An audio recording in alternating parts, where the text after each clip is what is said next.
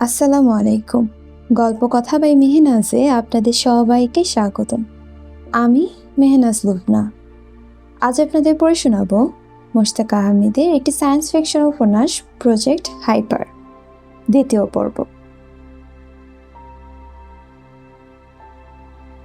দুদিন পর এইটো কিছুক্ষণের মধ্যে শহরের উদ্দেশ্যে রওনা দেবে। এলিকে আজ সে গবেষণাগারে নিয়ে আসবে। এলি প্রফেসর শিউটনের আমন্ত্রণ গ্রহণ করেছে। ইটোকে ঠিক সন্ধ্যায় শহরে থাকতে বলেছে এলি আসবে শুনে প্রফেসর শিউটনও বেশ উৎফুল্ল। তিনি নিজ হাতে 2 রকম খাবার রান্না করেছেন। 3 রকম ফল দিয়ে একটা বিশেষ জুসও তৈরি করেছেন। প্রফেসর শিউটনের উৎসাহ দেখে ইটো সত্যিই অভিভূত। ইটো গাড়িতে বসার পর রিয়ার ভিউ মিররে নিজেকে একবার দেখে নিল। তার চেহারা একেবারেই খারাপ না, শরীর স্বাস্থ্যও ভালো। লম্বা চুলের কয়েকটি তার ফর্সা মুখের ওপর দিয়ে নিচে এসে পড়েছে। চুলগুলো ঠিক করে মৃদু হাসল সে। তারপর গাড়ির এক্সিলেটরে চাপ দিল। গাড়ি ছুটে চলল শহরের দিকে। ইটো একেবারেই সময় মতো শহরে এসে পৌঁছালো। ইলি আগে থেকেই অপেক্ষা করছিল ইটোর জন্য। ইটো গাড়ি থামাতেই ইলি মিষ্টি হেসে বলল, তুমি দেখি মাপার সময় এসে পৌঁছেছ। 1 মিনিটও এদিক ওদিক হয়নি। পথে কোথাও কোনো জ্যাম ছিল না। এসো, গাড়িতে ওঠো। ইলি পাশে এসে বসলে চমৎকার একটা গন্ধ নাকে এসে লাগলো ইটোর। ইটো বুঝতে পারলো ইলি কোনো পারফিউম ব্যবহার করেছে। আগে এরকম মিষ্টি গন্ধ সে পায়নি। ভালো মতো ইলির দিকে তাকাতেই সে বুঝলো আজ ইলিকে দেখতে সত্যিই অপূর্ব লাগছে। ফর্সা শরীরে লাল একটা পোশাক দারুণ মানিয়েছে তাকে। দেখলে শুধু দেখতেই ইচ্ছে করে। ইটো এক দৃষ্টিতে তাকিয়ে আছে দেখে ইলি হালকা ধমকের স্বরে বলল, তুমি আমার দিকে এভাবে তাকিয়ে আছো কেন? তোমাকে দারুণ লাগছে ইলি, এক কথায় অপূর্ব। প্রশংসা শুনে ইলি খুশি হলো। সে মিষ্টি হেসে বলল, সত্যি? হ্যাঁ সত্যি। তুমি যে এত সুন্দর আগে বুঝিনি। বুঝলে কি করতে? একটু খানিকটা চিন্তা করে বলল, কি করতাম জানি না, হয়তো তোমার দিকে আরো বেশি বেশি তাকাতাম। ইলি মুচকি হেসে বলল, আমি প্রথম থেকেই লক্ষ্য করেছি তুমি আমার দিকে সবসময় বেশি বেশি তাকাও। আর কত বেশি তাকাতে জানি না, তবে একটা বিষয় কিন্তু সত্য। কি? তোমার দিকে তাকিয়ে থাকতে আমার ভালোই লাগে। তাই নাকি? ইটো গাড়ির রাস্তায় উঠিয়ে বলল, এবার তোমার কথা বলো। আমার কথা মানে? আমার দিকে তাকিয়ে থাকতে তোমার ভালো লাগে না? ইলি মাথা ঝাঁকিয়ে বলল, তোমার দিকে তাকিয়ে থাকতে ভালো লাগে কি না বলতে পারবো না, তবে সপ্তাহের যে দিনটিতে আমরা দেখা করি ওই দিনটির জন্য আমি উৎগ্রীব হয়ে থাকি। আমারও কিন্তু ওই একই অবস্থা। তোমার সঙ্গে দেখা না হওয়া পর্যন্ত একেবারে অস্থির হয়ে থাকি। আবার দেখা হওয়ার পর মনে হয় সময়টা খুব দ্রুত চলে গেল। ইস, যদি আর কিছুক্ষণ আমরা কথা বলতে পারতাম। আমারও সেই রকম অনুভূতি হয় ইটো। মনে হয় তোমার সঙ্গে অনেক অনেক লম্বা সময় ধরে কথা বলি, গল্প করি। তোমার জীবনে বুঝি অনেক গল্প? না, তেমন কোনো গল্প নেই, কারণ আমি এতিমখানায় বড় হয়েছি। জীবনটা ছিল একেবারেই সাদামাটা। তোমার সঙ্গে পরিচয় হওয়ার পর মনে হচ্ছে জীবনটা রঙিন। জীবন অনেক গল্প কাহিনীর জন্ম হচ্ছে।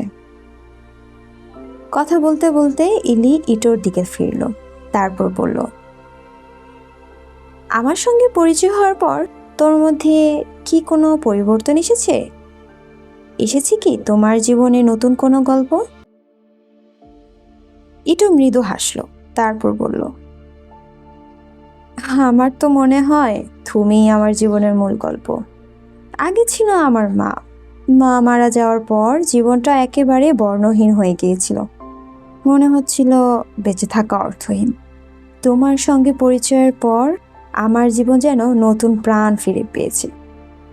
বুঝতে পারছি সত্যিই জীবনটা সম্পূর্ণ ভিন্ন হওয়া উচিত। শুধু গবেষণাগারের মধ্যে বদ্ধ থাকা উচিত নয়। তাই তো চাকরিটা ছেড়ে দেব বলে স্থির করেছি। চাকরি ছেড়ে দিয়ে কি করবে? আমাদের গ্রামে চলে যাব, সেখানে একটা সুপার স্টোর দেব। একা একা কিভাবে সুপার স্টোর চালাবে? তোমার তো কারোর না কারোর প্রয়োজন হবে। এছাড়া তোমার অভিজ্ঞতাও নেই। এই জন্যই অভিজ্ঞ কাউকে খুঁজছি। তোমার তো এই বিষয়ে ভালো অভিজ্ঞতা আছে। তুমি গেলে কিন্তু মন্দ হতো না। এলি সঙ্গে সঙ্গে বলল, তুমি নিয়ে গেলে আমি অবশ্যই যাব। আমার নিজেরও চাকরি করতে ভালো লাগছে না। নিজে একটা ব্যবসা থাকলে ভালোই হয়। দুজনে আমরা পার্টনার হয়ে যেতে পারি। অবশ্যই। একটু সাহস করে বলেই ফেলল, সারা জীবনের পার্টনার কিন্তু। কথাটা শুনে এলিয়া প্রথমে মাথা ঝাঁকিয়ে সম্মতি জানালো। পরের মুহূর্তেই তার মুখটা লাল হয়ে গেল।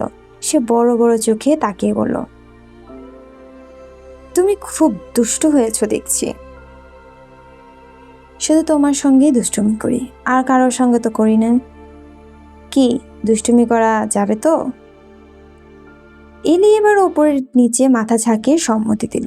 তারপর কথা ঘুরিয়ে বলল, আচ্ছা, তোমার প্রফেসরের জন্য কিছু নেবে না? কি নেবে? কিছু না নিলেও অন্তত ফুল নিতে পারি। তোমার প্রফেসর নিশ্চয়ই ফুল পছন্দ করবেন। আমি জানি না, তবে নিতে পারো। তাহলে একটা ফুলের দোকানে থামাও। সামনের মোড় পার হয়ে ডানে গেলে পাবে। আচ্ছা, ঠিক আছে। ফুল কেনার পর শহরের প্রান্তে শিউটন গবেষণাগারের উদ্দেশ্যে রওনা দিল তারা। শহর থেকে গাড়ি যখন বের হয়ে এলো, এলি চারপাশটা দেখে বলল, শহরের এপাশে আমি আগে কখনো আসিনি। এ পাশটায় মানুষজন খুব একটা আসে না। চারপাশটা মনে হচ্ছে ঘন জঙ্গল। এখানে খুব একটা ঘন না, ভেতরের দিকে আরো ঘন। এলি খানিকটা ভয় পেয়ে বলল, একটা গাড়িও দেখতে পাচ্ছি না। রাস্তায় শুধু তুমি আর আমি। এদিকে কোনো জনবসতি নেই। বন সংরক্ষণের জন্য শুধু রেঞ্জার অফিস আছে। তোমার ভয় করে না? প্রথম প্রথম করতো, তবে এখন করে না। আসলে রাতে বের হই না তো। আজই প্রথম রাতে গাড়ি চালাচ্ছি। আমার তো গা ছমছম করছে, দেখো শরীরের লোম দাঁড়িয়ে গেছে। এটা তাড়াতাড়ি বলল, ভয় পেও না, আমি তো আছি। তুমি তো আমার ভরসা। রাতে কিন্তু আমাকে পৌঁছে দেব। একা একা আমি ফিরতে পারবো না। কি নির্জন পথরে বাবা। তুমি একা একা ফিরবে কেন? আমি তোমাকে পৌঁছে দেব। এটা প্রফেসর শিউটনের নির্দেশ। তোমার নিরাপত্তার ব্যাপারে উনি বেশ সচেতন। ইলি কোনো কথা বলল না। এটা বুঝতে পারলো ইলি সত্যিই ভয় পাচ্ছে। ভয় পাওয়ারই কথা। এরকম নির্জন রাস্তায় রাতের বেলায় তার নিজেরই ভয় ভয় করছে। আর ইলির বিষয়টা তো সম্পূর্ণ ভিন্ন। একজন পুরুষের সঙ্গে বলতে গেলে প্রায় নির্জন এক গবেষণাগারে যাচ্ছে সে। সেখানে সে বিজ্ঞানী আছেন, তিনিও তার অপরিচিত। তার ওপর কাউকে সে বলে আসেনি। অবশ্য বলে আসার মতো কেউ নেই। এজন্য ভয় পাওয়াটা খুব স্বাভাবিক। এদিকে একটা পাক ঘুরলেই এলির মনে হলো রাস্তায় কালো পোশাক পরা কতগুলো মানুষ দাঁড়িয়ে আছে। একটু হর্ন দেওয়া সত্ত্বেও মানুষগুলো সরছে না। এলি এতে আরো ভীত হয়ে পড়ল। সে আতঙ্কিত কণ্ঠে বলল, এই মানুষগুলো সরছে না কেন? ওগুলো মানুষ না, শিম্পাঞ্জি। শিম্পাঞ্জি? হ্যাঁ, এখানে এই বনে অনেক শিম্পাঞ্জি আছে। এটা আমি শুনেছি। তাই বলে এইভাবে রাস্তার উপর দাঁড়িয়ে থাকবে? গাড়িকেও ভয় পাবে না? ওরা এভাবে হঠাৎ হঠাৎ আসে, মানুষকে ভয় পায় না। কি বলছো? ওদের বুদ্ধি অনেক উপরের স্তরে। ওরা বুঝতে পারে কারা বন্ধু, কারা শত্রু, আর কারা নিরপেক্ষ। এজন্য পরিস্থিতি বুঝে ওরা ওদের প্রতিক্রিয়া প্রদর্শন করে। ওরা বুঝতে পেরেছে আমরা ওদের কোনো ক্ষতি করব না, তবে যারা ওদের ধরে তাদের ওরা চিনে, তাদের দেখলেই পালায়। ইলি কোনো উত্তর দিল না। সে অবাক হয়ে দেখতে লাগলো শিম্পাঞ্জিগুলো কি করে। একটা শিম্পাঞ্জি গাড়ির পেছনে পেছনে খানিকটা ছুটে এলো, তারপর হাত উঁচু করে কিছু একটা বলতে চেষ্টা করলো। ইলির মনে হলো শিম্পাঞ্জিটা বলছে, তোমরা যেও না, যেও না, প্রফেসর শিউটনের গবেষণাগারে যেও না। তোমরা ফিরে যাও, ফিরে যাও, তা না হলে তোমরা অনেক বড় বিপদে পড়বে। গবেষণাগারের সামনে গাড়ি থামলে ইলি গবেষণাগারটি কত বড় বুঝতে চেষ্টা করলো, কিন্তু সে পারল না, কারণ গবেষণাগারের শেষ মাথাটি দেখা যাচ্ছে না, গাছের আড়ালে হারিয়ে গেছে। এই দিকটায় গাছের ঘনত্ব অনেক বেশি। গবেষণাগারটি না থাকলে ইলি নিশ্চিত জায়গাটিকে গভীর বন বলে ভুল করত। ইলি দেখলো সাদা পাকা চুল আর ফ্রেঞ্চ কাট দাড়ির একজন বয়স্ক লোক সামনের দরজা খুলে বের হয়ে এলো। এই ব্যক্তিটিই যে প্রফেসর শিউটন। বুঝতে অসুবিধা হলো না তার, কারণ পত্রিকায় একবার সে তার ছবি দেখেছিল। ইলি কিছু বলার আগেই প্রফেসর শিউটন বললেন, শুভ সন্ধ্যা ইলি। আমার এই গবেষণাগারে তোমাকে পেয়ে সত্যিই আমি আনন্দিত। হাতের ফুলের তোড়াটা প্রফেসরের দিকে এগিয়ে দিয়ে ইলি মিষ্টি হেসে বলল, প্রফেসর, আমি আপনাকে দেখে সত্যিই অভিভূত। আমি বিশ্বাস করতে পারছি না পৃথিবীর সবচেয়ে বড় জীববিজ্ঞানীর সামনে আমি দাঁড়িয়ে আছি। আমি নিজেকে ধন্য মনে করছি। আমার এই গবেষণাগারে চমৎকার এই সন্ধ্যায় তোমার মতো সুন্দরীর পদার্পণে আমিও নিজেকে ধন্য মনে করছি।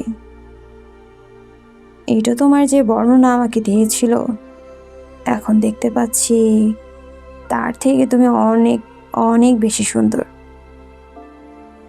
ইলি মিষ্টি হেসে বলল, ধন্যবাদ প্রফেসর। এসো, ভেতরে এসো। সবার আগে প্রফেসর ভেতরে প্রবেশ করলো, তারপর প্রবেশ করল ইলি। একেবারে পেছনে ইটো। ইটো ভেতরে প্রবেশ করতেই পেছনে দরজাটা একা একা বন্ধ হয়ে গেল, আর তাতে কেন যেন ভয়টা আবার জেঁকে বসতে শুরু করলো ইলির মনের মধ্যে। তার অবচেতন মন তাকে বারবার বলতে লাগলো এখানে আসা তার ঠিক হয়নি, জায়গাটা ভালো না, ভয়ঙ্কর। প্রফেসর শিউটন এবার ইটোর দিকে ফিরে বলল, ইটো, তুমি তাহলে ডিনার সাজিয়ে ফেলো, আমি ইলিকে আমাদের গবেষণাগারটা ঘুরিয়ে দেখাই।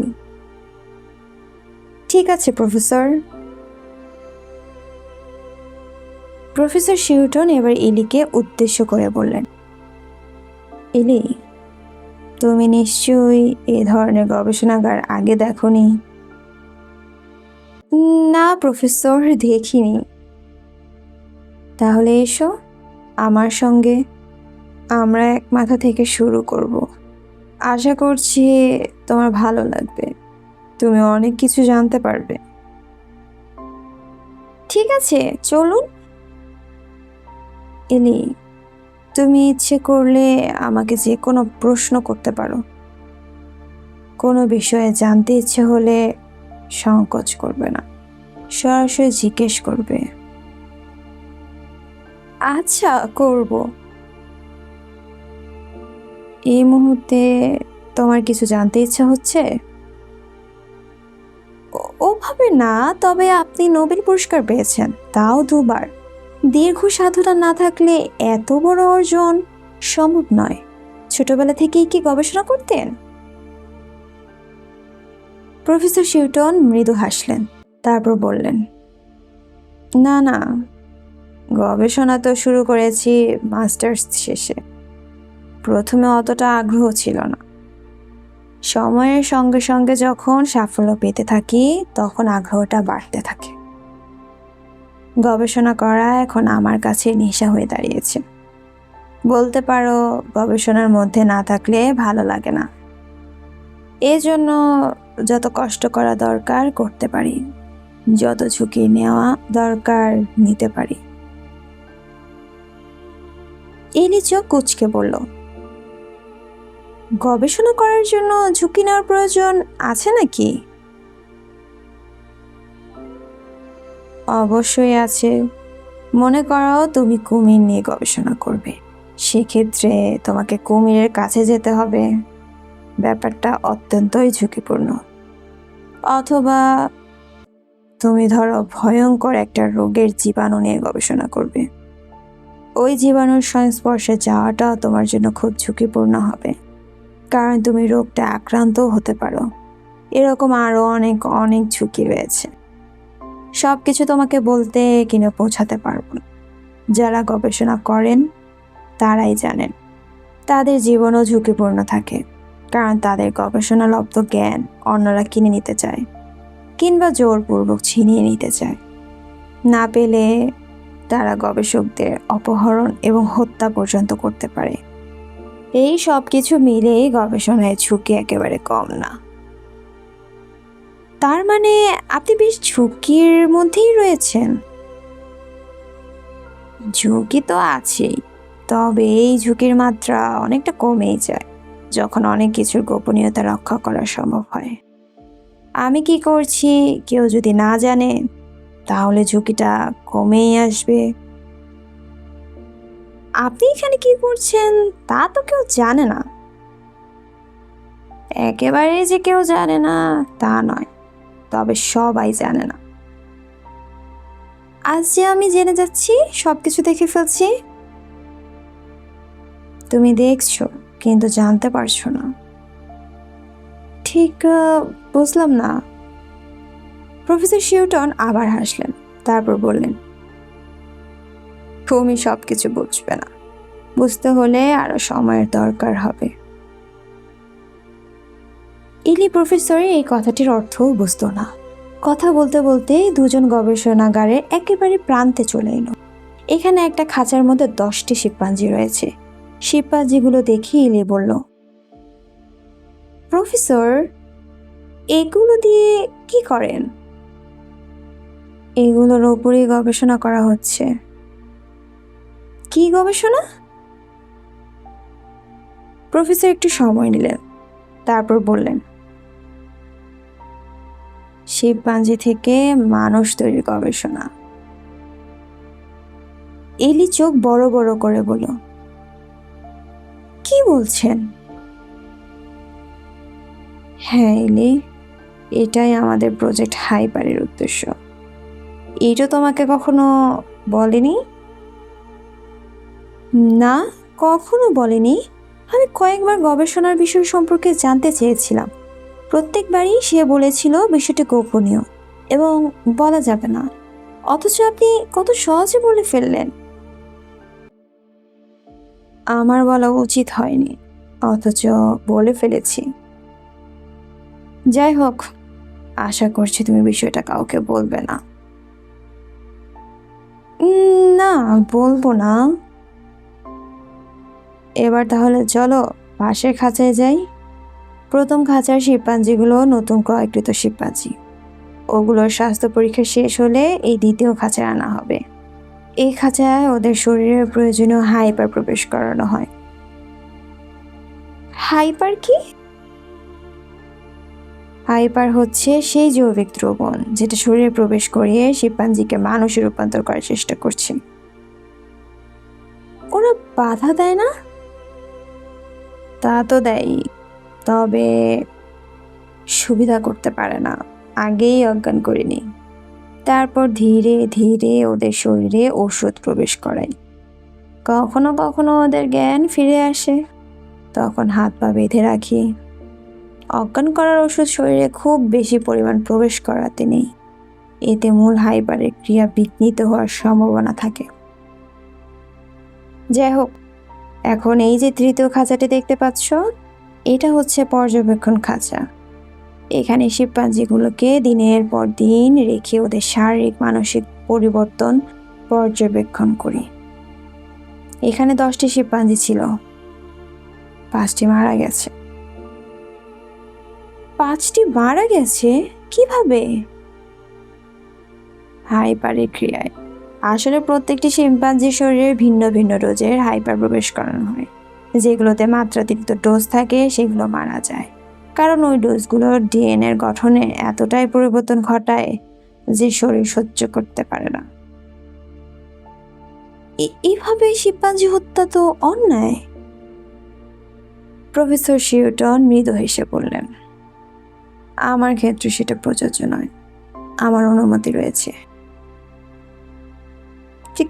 কিন্তু বিষয়টা অস্বাভাবিক।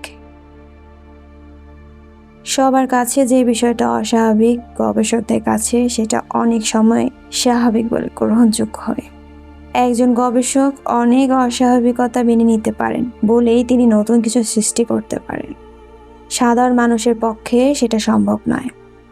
এজন্য তিনি গোপনে অনেক অস্বাভাবিক পরীক্ষাও করে থাকেন। শিম্পাঞ্জিদের ওপর আমার এই পরীক্ষাগুলো অস্বাভাবিক পরীক্ষাই বলতে পারো, তবে এই সব কিছু মানুষের মঙ্গলের জন্য। কিন্তু মানুষের মঙ্গলের জন্য আপনি শিম্পাঞ্জিগুলোকে এভাবে কষ্ট দিতে পারেন? না পারার কোনো কারণ নেই। মানুষের মঙ্গলের জন্য কিন্তু মানুষকেও হত্যা করা হয়। যুদ্ধ তার অন্যতম উদাহরণ। এক পক্ষের শান্তির জন্য অন্য পক্ষের হাজার হাজার মানুষকে হত্যা করা হয়। অপরাধে দণ্ডের বিষয়টিও সেরকম।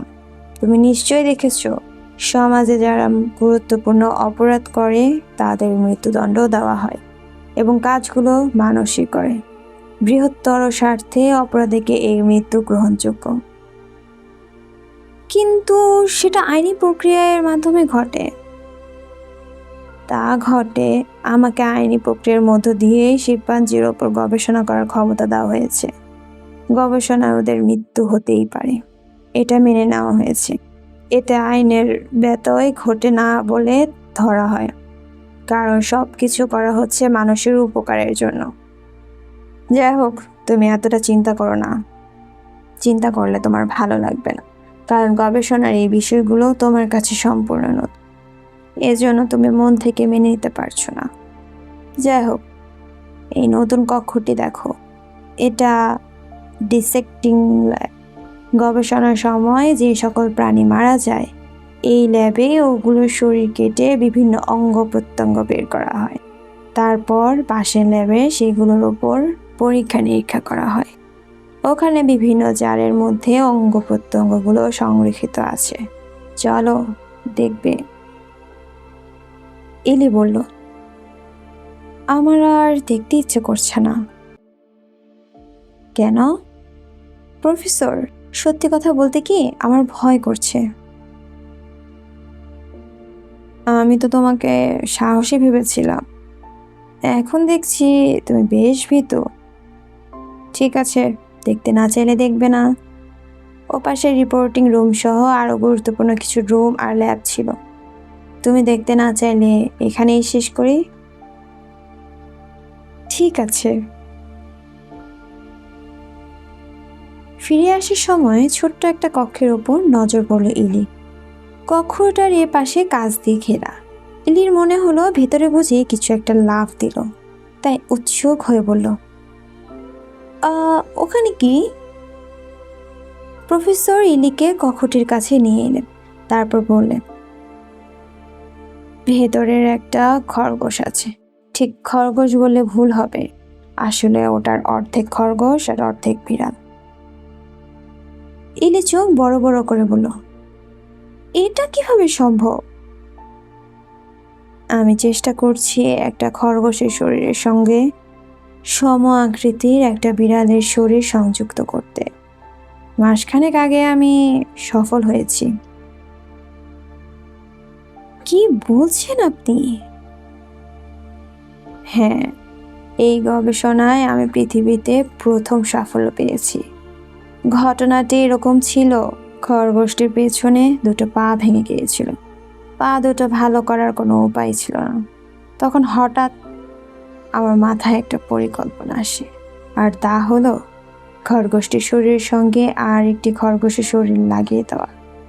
শেষ মুহূর্তে পরিকল্পনা পরিবর্তন করে বিড়ালের শরীর লাগানোর সিদ্ধান্ত নিই। প্রথম চেষ্টায় আমি সফল হয়ে যাই। খরগোশটি গত 1 মাস ধরে সুস্থ আছে। আমার বিশ্বাস ওটা আরো অনেক দিন সুস্থ থাকবে। এলি যে কি বলবে বুঝতে পারছে না, তার বমি বমি আসছে। সে চাচ্ছে এখান থেকে দ্রুত চলে যেতে, তাই বলল, অনেক কিছুই দেখলাম এবং বিস্মিত হলাম, চলুন যাই। হ্যাঁ চলো, তবে তুমি চাইলে তোমাকে আমি আরো বিস্মিত করতে পারি। না, আমি আর বিস্মিত হতে চাচ্ছি না, একদিনের জন্য যথেষ্ট হয়েছে। তাহলে কি তুমি অন্যদিন আসতে চাও? আমি আপনাকে জানাবো। আচ্ছা ঠিক আছে, যখন ইচ্ছে হয় জানাবে। এরপর দুজনে ডিনারে বসলো, সঙ্গে ইটোও আছে। রান্না খুবই চমৎকার হয়েছে। এলি বেশ কয়েকবার প্রফেসর শিউটনের প্রশংসা করলো। তার নিজের ফ্ল্যাটেও একবার আসতে বলল। প্রফেসর শিউটন আমন্ত্রণ গ্রহণ করলেন। খাওয়ার শেষ পর্যায়ে প্রফেসর শিউটন নিজ হাতে তৈরি বিশেষ জুস পরিবেশন করলেন। জুসটা সত্যি চমৎকার হয়েছে, ঠান্ডা হওয়ায় বেশি ভালো লাগছে। তবে দুর্ভাগ্য ইটো আর ইলির, দুজনের কেউই জুসটা শেষ করতে পারল না। অর্ধেক গ্লাস শেষ না হতেই দুজনেই চোখে ঝাপসা দেখতে লাগলো। এর কিছুক্ষণের মধ্যেই জ্ঞান হারালো। ধীরে ধীরে চোখ খুলল ইটো। প্রথমে ঝাপসা দেখলো, কিছুক্ষণের মধ্যে চোখের সামনে সব কিছু স্পষ্ট হয়ে উঠল তার। সে দেখতে পেল সে একটা খাঁচার মধ্যে পড়ে আছে। খাঁচাটা বাইরে থেকে তালা দিয়ে আটকানো। এ ধরনের খাঁচায় শিম্পাঞ্জি রাখা হয়, অথচ মানুষ হয়ে সে এখন ভেতরে, কিন্তু কেন? এই প্রশ্নের উত্তর খুঁজতে গিয়ে নিজের অজান্তেই শিউরে উঠল সে। নানা চিন্তা তার মাথায় আসতে লাগলো। আরও শিউরে উঠল যখন দেখলো তার পাশে অন্য একটা খাঁচার মধ্যে ইলি পড়ে আছে। ইলির এখনো জ্ঞান ফেরেনি। ইটো দেখলো প্রফেসর শিউটন একটা টেবিলের পাশে বসে আছে। টেবিলের ওপর অনেকগুলো টেস্ট টিউবগুলো নেড়ে চেড়ে দেখছেন তিনি। প্রফেসর শিউটন যে ইচ্ছে করে জুসের সঙ্গে ঘুমের ওষুধ মিশিয়ে তাদের দুজনকে খাঁচায় আটকেছেন তা বুঝতে অসুবিধা হলো না ইটোর। এই মুহূর্তে তার খুব রাগ হচ্ছে। অবশ্য রেগে যে লাভ হবে না সেটাও সে বুঝতে পারছে, তাই নিজের রাগটা দমিয়ে রেখে উঠে বসলো সে। তারপর খুব স্বাভাবিক গলায় ডেকে উঠে বলল, প্রফেসর প্রফেসর প্রফেসর শিউটনের চোখ তুলে তাকালেন, তারপর বললেন, বলো, আমাদের এভাবে আটকে রেখেছেন কেন? বিশেষ প্রয়োজনে। কি প্রয়োজন? প্রফেসর শিউটন উত্তর না দিয়ে মুচকে একটা হাসি দিলেন। তারপর ধীর পায়ে এগিয়ে গেলেন ইলির খাঁচার কাছে। তার হাতে একটা সিরিঞ্জ। সেই সিরিঞ্জ দিয়ে তিনি ইলির শরীর থেকে খানিকটা রক্ত নিলেন। আর এভাবে রক্ত নিতে দেখে একটু উৎকণ্ঠিত গলায় বলল, প্রফেসর, আপনি ইলির শরীর থেকে রক্ত নিচ্ছেন কেন? পরীক্ষা করব বলে। কি পরীক্ষা? প্রফেসর এবারও প্রশ্নের উত্তর দিল না। রক্ত নিয়ে একটা টেস্ট টিউবের মধ্যে রাখলেন।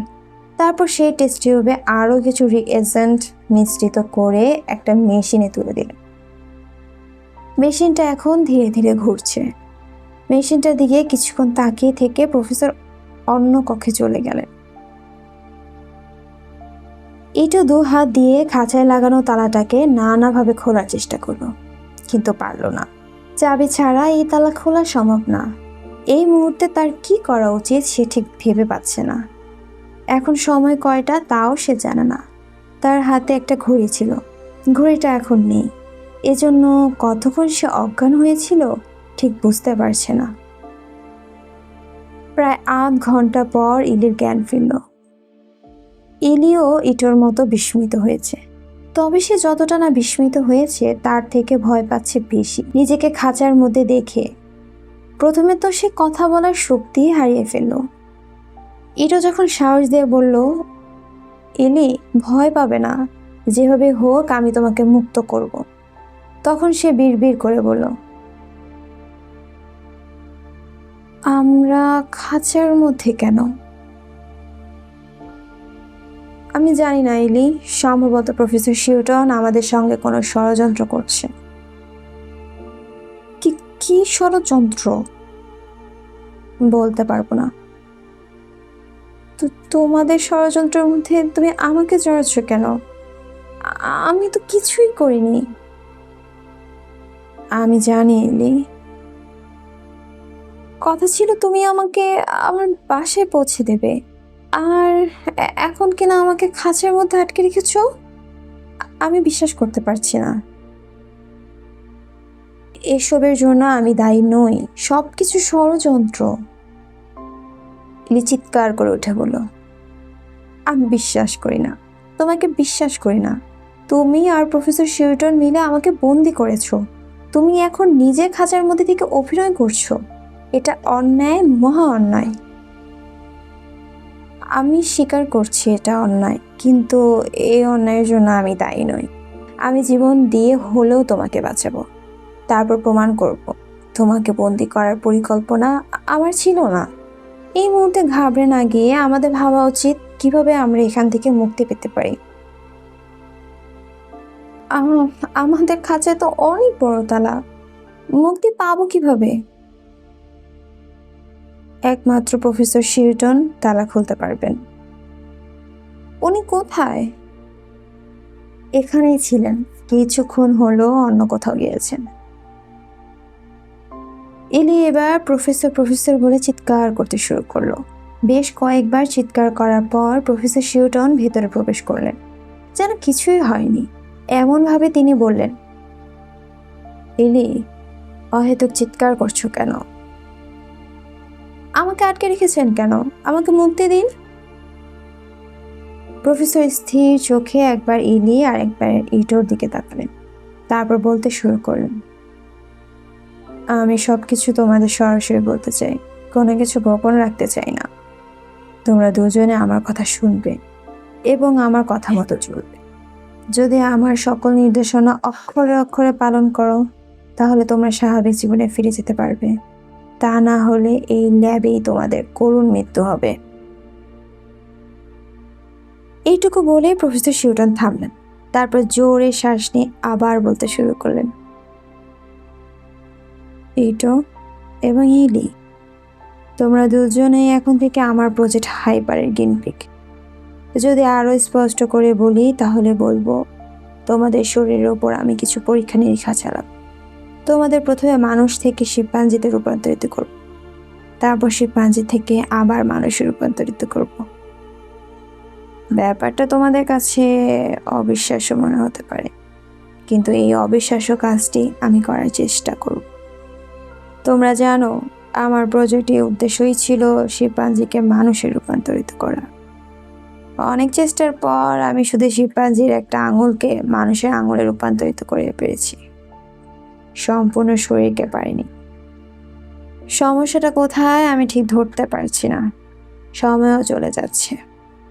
এখন সিদ্ধান্ত নিয়েছি ব্যাপারটা উল্টোভাবে করব, অর্থাৎ মানুষ থেকে আগে শিম্পাঞ্জি তৈরি করব, তারপর শিম্পাঞ্জি থেকে মানুষ। পৃথিবীতে এমন অনেক আবিষ্কারী ঘটনা হয়েছে যেখানে উল্টো পদ্ধতি ব্যবহার করে সমস্যার সমাধান করা হয়েছে। আমার নোবেল বিজয়ের ঘটনাটাও উল্টো গবেষণার মাধ্যমেই ঘটেছিল। প্রথমে আমার ইচ্ছে ছিল ছোট ইঁদুর থেকে বড় ইঁদুর তৈরি করার, কিন্তু কিছুতেই যখন পারছিলাম না, তখন বড় ইঁদুর থেকে ছোট ইঁদুর তৈরি করার চেষ্টা করি এবং সফল হই। আমি লক্ষ্য করেছি বিপরীতমুখী গবেষণার ক্ষেত্রে আমার ভাগ্য সুপ্রসন্ন থাকে। আশা করছি এবারও সেরকম হবে। তোমাদের আমি মানুষ থেকে শিম্পাঞ্জি এবং পুনরায় শিম্পাঞ্জি থেকে মানুষে রূপান্তরিত করতে পারবো। এই প্রক্রিয়ায় ডিএনএর গঠন বিন্যাসে যে পরিবর্তনের চিত্র আমি দেখতে পাবো, সেটা বনের শিম্পাঞ্জিকে মানুষে রূপান্তরিত করতে সাহায্য করবে। এই পরিকল্পনাটা আমার আগে থেকেই ছিল, কিন্তু সুযোগ পাইনি। আজ পেয়ে গেলাম। অবশ্য এজন্য যে হাইপার ব্যবহার করব সেটা আগেই তৈরি করে রেখেছি। আশা করছি তোমাদের শরীরে সেটা ঠিকমতো কাজ করবে। কথাগুলো শোনার পর একটু চিৎকার করে বলে উঠল, না প্রফেসর, আপনি এরকম করতে পারেন না। মানুষের শরীরের ওপর হাইপারের কার্যক্ষমতা পরীক্ষার অধিকার আপনার নেই, এটা অন্যায়। এখানে এই গবেষণাগারে আমি যা বলবো, যা করব, তার সবই ন্যায়। না, তা হতে পারে না। পৃথিবীতে আইন আছে। পৃথিবীর মানুষ যখন জানবে আপনি আমাদের শরীরের ওপর হাইপারের কার্যকারিতা পরীক্ষা করেছেন, তখন আপনার বিচার হবে। পৃথিবীর মানুষ কোনোদিনও জানতে পারবে না। আমরা বেঁচে থাকলে আমরাই বলবো। প্রমাণ করতে পারবে না। ইলি আর আমি একজন অন্যজনের ক্ষেত্রে সাক্ষ্য দেব। তাহলে সে সুযোগ আমি তোমাদের দেবই না। কি বলতে চাচ্ছেন? আমি গবেষণা শেষে তোমাদের হত্যা করব। এই কাজ আপনি করতে পারবেন? সারা পৃথিবীর মানুষের উপকারের জন্য তোমাদের মতো দু একজনকে হত্যা করলে কিছুই হবে না, বরং এতে পৃথিবীর মানুষের অনেক বড় উপকার হবে। আমরাও মানুষ? আমার কাছে আর মানুষ নও, শুধু পরীক্ষাগারের প্রাণী। প্রফেসর, আপনি এরকম ভাবে বলতে পারেন না। পুলিশ আপনাকে ছাড়বে না। পুলিশ কোনোদিনও জানবে না যে তোমাদের কি পরিণতি হয়েছিল, কারণ তোমাদের দুজনের কারোরই কোনো আত্মীয় স্বজন নেই। কেউ তোমাদের কোনোদিন খুঁজবে না। এলিকে তার সুপার স্টোরের মালিক কয়েকদিন হয়তো খুঁজতে পারে, শেষে না পেয়ে হয়তো ভাববে অজানা কোনো দুর্ঘটনায় সে মারা গেছে। ইটো তার রাগ ধরে রাখতে পারছে না, দাঁতে দাঁত চেপে সে বলল, আপনার এই পরীক্ষা ব্যর্থ হবে। না, হবে না। এর মধ্যে আমি আমার রক্ত দিয়ে পরীক্ষা শেষ করেছি। মাত্র 6 ঘন্টায় আমি আমার রক্তকে শিম্পাঞ্জি রক্তে রূপান্তরিত করেছি এবং ওই রক্তকে আবার আমার রক্তে পরিণত করেছি। রক্তের রূপান্তর যেহেতু আমি করতে পেরেছি, আমার বিশ্বাস অন্যান্য অঙ্গ প্রত্যঙ্গের রূপান্তরও আমি করতে পারবো। এই কাজটা অবশ্য আমি কয়েক সপ্তাহ আগেই করেছি, তোমাকে জানানো হয়নি, কারণ সবকিছু সহকারীকে জানাতে হয় না। রক্ত আর মানুষ এক নয়। রক্ত আর মানুষ এক কি এক নয় সেটা আমার ভাবার বিষয়, তোমার নয়। তোমাদের অবগতির জন্য বলছি, আমি 2 ধরনের হাইপার তৈরি করেছি, একটি লাল এবং অন্যটি সবুজ। লাল হাইপার মানুষকে শিম্পাঞ্জিতে রূপান্তরিত করবে এবং সবুজ হাইপার শিম্পাঞ্জিকে মানুষে রূপান্তর করবে। আমার প্রাথমিক প্রস্তুতি শেষ, এখন তোমার প্রস্তুতি নাও। তোমাদের শরীরে হাইপার প্রবেশ করানোর পূর্বে তোমাদের শরীর মনকে সুস্থ সবল রাখতে হবে। এর জন্য তোমাদের যথেষ্ট খাবার দেওয়া হয়েছে, তোমরা খেয়ে নাও। এলির আগে গচগচ করতে করতে বলো, আমি কিছুই খাবো না। না খেলে অহেতুক কষ্ট পাবে। খাবার সামনে থাকলে মানুষ না খেয়ে থাকতে পারে না, কাজেই তোমাকে খেতেই হবে। আমি খাবো না। না খেলে পরে জোর করে খাওয়াবো। অহেতুক জেদ করো না, কষ্ট পাবে। অবশ্য না খেলেও অসুবিধা নেই, তোমরা সুস্থই আছো। এই অবস্থায়ও পরীক্ষা শুরু করা যাবে। তারপরও আমি তোমাদের কিছু সময় দিতে চাই, ততক্ষণে তোমাদের রক্তের উপর আমার পরীক্ষাগুলো সম্পন্ন হবে। বুঝতে পারবো তোমাদের রক্ত শিম্পাঞ্জির রক্তে পরিণত হবে কিনা। ইলি মাথা ঝাঁকিয়ে দিয়ে বলল, আমার রক্ত কোনোদিনও শিম্পাঞ্জির রক্তে পরিণত হবেই না। প্রফেসর শিউটন বাঁকা একটা হাসি দিয়ে বললেন, অহেতুক রাগ করো না। প্রফেসর শিউটন জানে কিভাবে বেয়ারা গিনপিগকে ঠিক করতে হয়। তুমি আমার কাছে এখন একটা গিনপিগ ছাড়া আর কিছুই নও। কাজে আমার কথা মতো চলো, আমাকে সহায়তা করো, দেখবে সব কিছু ঠিকঠাক মতো চলছে, জীবন হবে শান্তি। এলি চিৎকার করে উঠে বলল, এই শান্তি আমি চাই না। ঠিক আছে, না চাইলে না চাইবে, আমার কোনো আপত্তি নেই। তোমরা তাহলে তোমাদের মতো থাকো, আমি থাকি আমার মতো। অহেতুক তোমাদের সঙ্গে কথা বলে আমার কোনো লাভ হবে না। আমার অনেক কাজ আছে, সেগুলো আমি আগে শেষ করি। এই যে নাও পানির বোতল, খাবার না খেলে অন্তত পানি খেও, বেঁচে থাকার জন্য পানি অত্যন্ত জরুরি।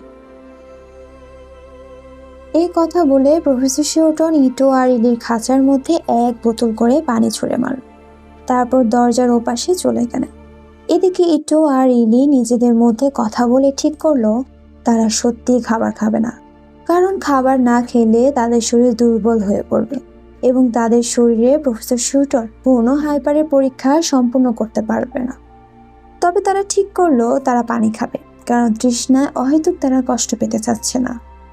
এরকম চিন্তা থেকে তারা দুজনেই যার যার বোতল থেকে পানি খেলো এবং পানি খাওয়ার কিছুক্ষণের মধ্যে হারিয়ে গেল গভীর ঘুমে। ইটো আর ইলি ঘুমানোর আগে ক্ষুণাক্ষরও বুঝতে পারেনি প্রফেসর শিউটন বোতলের পানির মধ্যে আগেই ঘুমের ওষুধ মিশিয়ে রেখেছিলেন। আজ এই পর্যন্তই। যদি আপনাদের আমার কাছ থেকে গল্পটি শুনে ভালো লেগে থাকে তাহলে প্লিজ কমেন্ট করে জানাতে ভুলবেন না। আর আমার চ্যানেলটি যদি ভালো লেগে থাকে তাহলে অবশ্যই লাইক, শেয়ার অ্যান্ড সাবস্ক্রাইব করবেন। Thank you.